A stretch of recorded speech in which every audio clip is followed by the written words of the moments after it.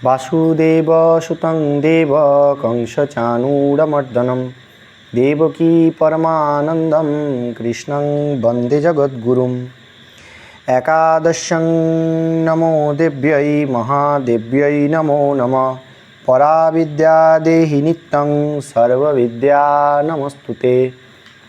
आज আমরা आषाढ़ मासेर कृष्णपक्षिया যে যোগিনী একাদশী তার সম্বন্ধে কিছুটা আলোচনা করব। চলুন আজকে আমরা এই আষাঢ় মাসের যে যোগিনী একাদশী তার সম্বন্ধে কিছুটা জেনে নিই।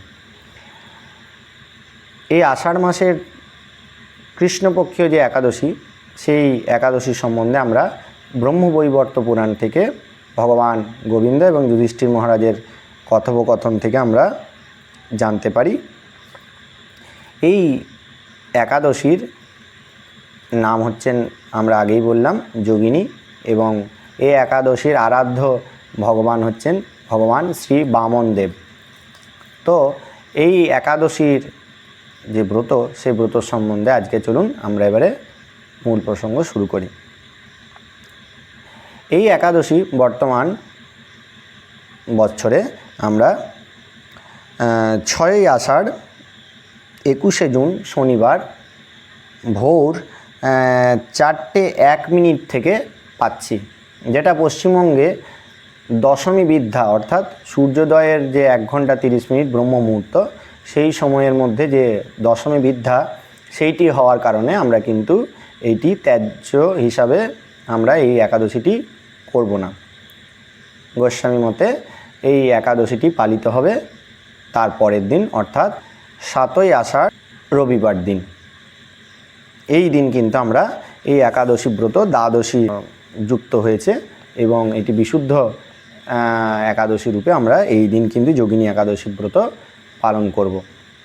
এই একাদশী ব্রতের মহিমা প্রসঙ্গে আজকে আমরা যে কথাটি শ্রবণ করতে চলেছি সেটি ব্রহ্মবৈবর্ত পুরাণে বর্ণনা আছে।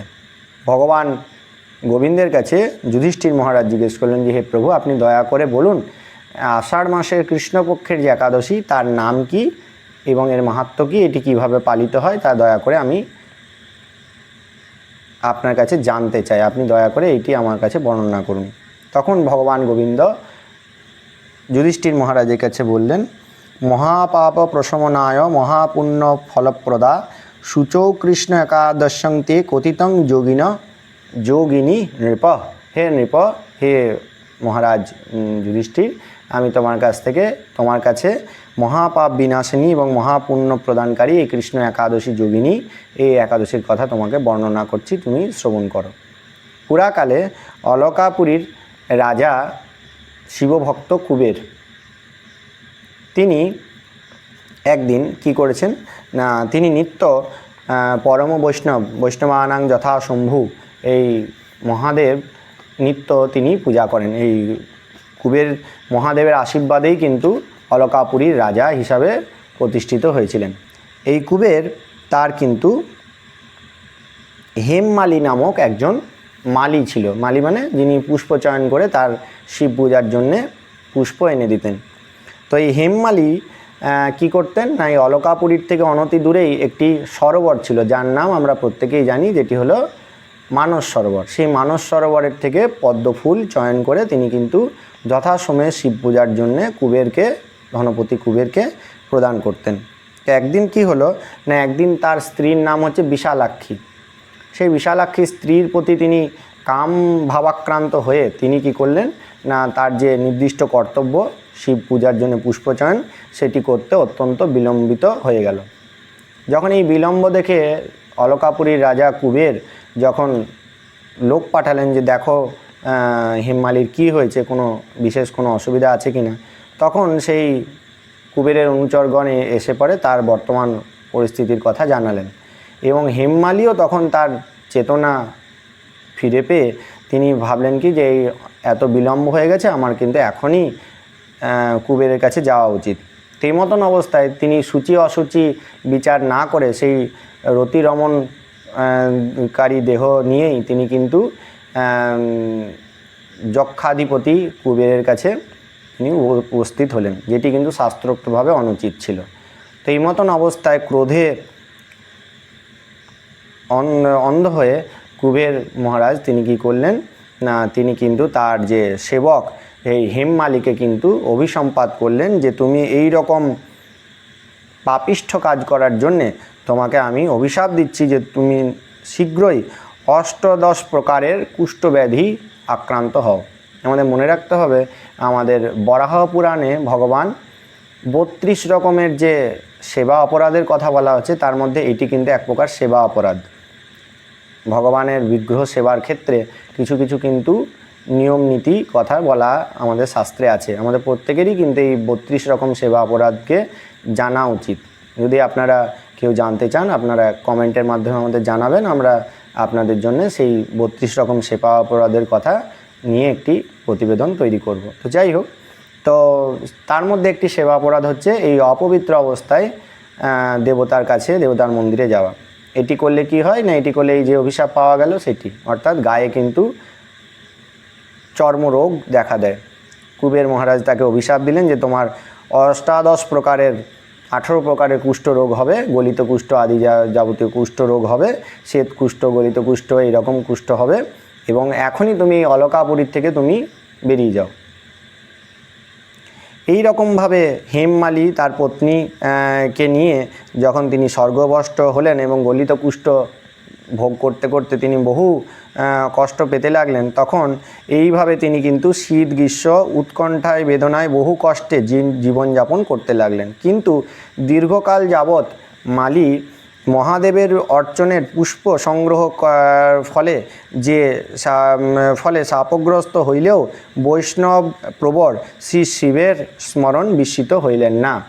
কি হলো না, কিন্তু এই যত তার কষ্ট বাড়তে লাগলো তত কিন্তু কি হলো না, আমাদের মতনই আমরা যেমন কষ্টতেই একমাত্র ভগবানকে ডাকি, আনন্দের সময় আর সব ভুলে যায়, ঠিক সেই রকম কিন্তু এই হেমমালি কী করলো, বহুদিনের তার এই যে শিব পূজার যে একটা অভ্যাস ছিল, সেই বিপদের সময়ও কিন্তু নীলকণ্ঠ মহাদেবকে তিনি কায়ামনোবাক্যে স্মরণ করতে লাগলেন।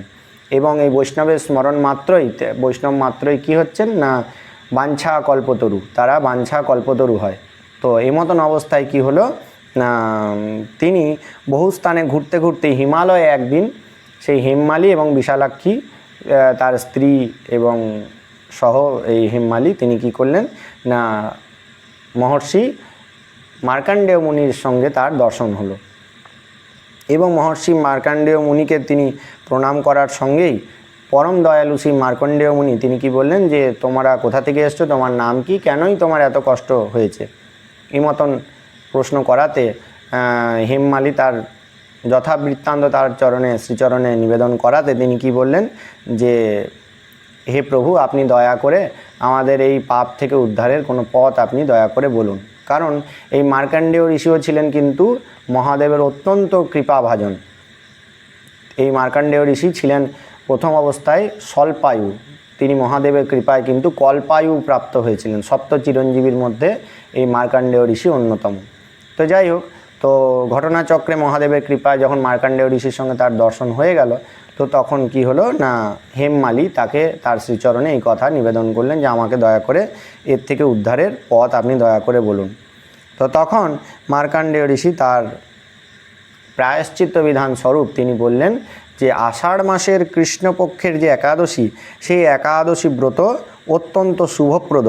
এই একাদশী ব্রত যোগিনী নামে বিখ্যাত। যোগ কথার অর্থ হচ্ছে যুক্ত হওয়া। আমরা এই একাদশী ব্রত করলে ভগবানের শুদ্ধ ভক্তির সঙ্গে যুক্ত হতে পারি, তো এই জন্যে নাম হচ্ছে যোগিনী একাদশী। তো এই যোগিনী একাদশী ব্রত ভক্তি সহকারে যথাবিধি পালন করো, তাহলেই কিন্তু তোমার সমস্ত প্রকার রোগ ব্যাধির থেকে তুমি মুক্তি লাভ করবে। ভগবান কৃষ্ণ বললেন, ঋষির উপদেশ বাক্য শ্রবণ করে মালি তাকে ষষ্ঠাঙ্গ দণ্ডবৎ প্রণাম করলেন। পরে অত্যন্ত আনন্দ সহকারে ঋষির আদেশ অনুসারে নিষ্ঠা সহকারে যোগিনী ব্রত পালন করলেন। হেমমালি সর্বপ্রকার রোগ থেকে মুক্ত হইলেন এবং পতির সহিত সুখের জীবনযাপন করতে লাগিলেও। হে যুধিষ্ঠির, এই রূপ ব্রত মাহাত্ম্য কীর্তন করিলাম। এই ব্রত পালনকারী 88,000 ব্রাহ্মণ ভোজনের ফল লাভ করে থাকে। যে ব্যক্তি এই মহাপাপ বিনাশিনী ও মহান্য প্রদায়িকা যোগিনী একাদশী ব্রত কথা পাঠ করে, শ্রবণ করে, সেই ব্যক্তি সর্বপাপ থেকে বিনির্মুক্ত হয়ে ভগবত ধাম গমন করে। আগামী যে যোগিনী একাদশী 7ই আষাঢ় 22শে জুন রবিবার, তার পরের দিন এই ব্রতের পালন হবে। 8ই আষাঢ় 23শে জুন সোমবার 4:56 থেকে 9:25 মধ্যে প্রাতকাল। বলো বলো যোগিনী একাদশী কি জয়। নিতাই গৌর প্রেমানন্দে হরি হরি বল।